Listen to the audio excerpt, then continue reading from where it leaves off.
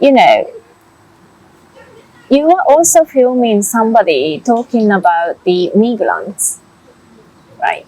We have migrants issue in England in many different ways. And I've seen lots of Somalian people who came here more than 20 years ago as an asylum, and they stay here. And recently, I think Nigel Farage was telling about the people coming from where? I forgot. Albania? Albania, yeah. That really badly affected war-torn country that people have to escape from. That country, yes. Yeah. So in Japan, what we have now is quite different, because in England, you do accept those migrants, like you have legal migrants. On the other hand, you have illegal migrants. But in Japan, it's almost like we are inviting Chinese people, Vietnamese people, and they are paying for it, almost.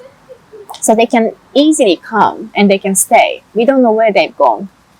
So I feel like one of the election was stolen by them, almost. I don't have evidence to provide right now, but so but in England, people are aware of, those issues. But in Japan, people are not really aware of those issues. Here, some people are aware, not everyone. So in the mainstream media, they'll show, the camera will be there and it'll show a family running away from something. Now, when I went to France, to Calais and Dunkirk, I saw 2 women, 2 children, thousands of young men. Now, I and many other people in the United Kingdom, if someone needed help, we'd happily help. Yeah. It's the Christian thing to do. It's the good thing to do. If somebody needed our help, we would give help. But here we have a lot of people coming to the UK. They will throw their passports away in the Channel. They will pay, it can pay up to £3,000 to get on one of those boats to come over the Channel. And they get to the UK and they go, I'm an asylum seeker. And as the UK is signed up to a UN asylum convention, which we could just leave tomorrow.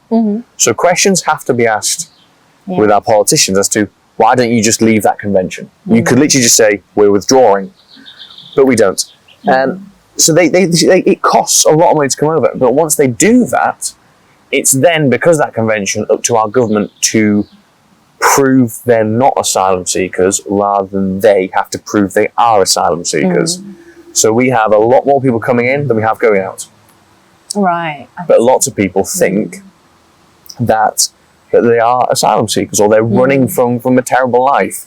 As I often point out, because they all get rid of all their documentation and they come over from France, by those standards, they're French. So how can you be an asylum seeker from France?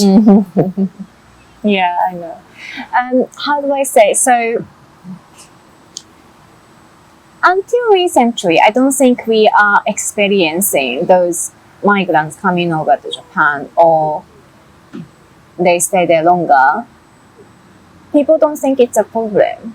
But why do you think, or do I think it's a problem that in one country, like England or Japan, both are islands countries, and when there's too much foreigners comes in to leave, why there's a problem, do you think?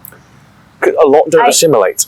A lot don't take on British values, become part of the community, so that they'll come over in big numbers, and it's almost like, if this is the island and they all just come here, well, this part of the island now just becomes like where they're from, because they've not integrated with the UK, they've not learned our ways, started to take on our traditions, and when they come over in such big numbers and there's not enough room to spread them out, then they are stuck in their communities, and where they are becomes like where they've come from. Yes. And then it's a drain on public funds, public resources. We went to Skegness, where they've got 5 migrant hotels. They've taken on a government contract to put these hotels in. A foreign investor, ironically, someone who doesn't even live in the area. In England. Yeah. And there was a woman a few months ago at a town meeting said, I've been told the earliest dental appointment I can get is next November. Anyone in these hotels, if they wanted a dentist that day, they'd get one that day. Right. Where are they come from?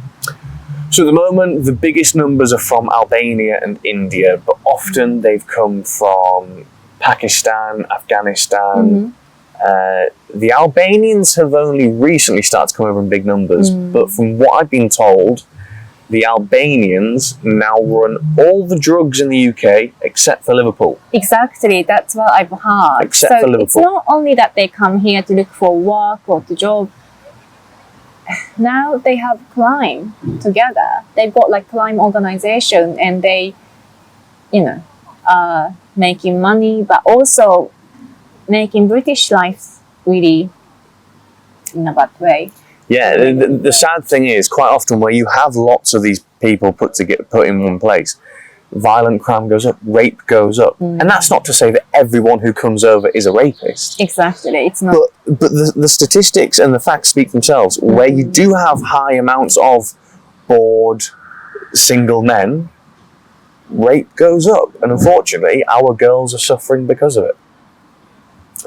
And not even just girls. There was a case in Ireland where a 40-year-old male dog walker was gang raped by so-called asylum seekers. Oh my God, really? On a dog walk in a park. Sad. Terrible.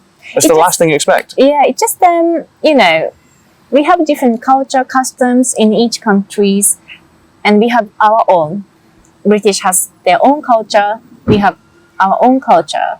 So when a bunch of people comes in, they don't really respect or they don't know the rules. So that sort of things happens, I guess. Yeah, a clash of cultures. Yeah. Yeah. Right. We maybe in the future when I go back to Japan. Definitely. Yeah, is that okay? We can perfect. maybe talk online. It's really nice to see you And you. Yes, thank you. I was really like, I came here. I need to do something. So, and I need to get more connections through worldwidely. I don't know how, but then I just contact you this week actually. Thank you for making your time. More than welcome. Yes. So it was Calm Smile? Yes. Calm Smiles. Yes. So how do we follow you? Do you do Twitter? On Twitter, it's at @csmiles_news.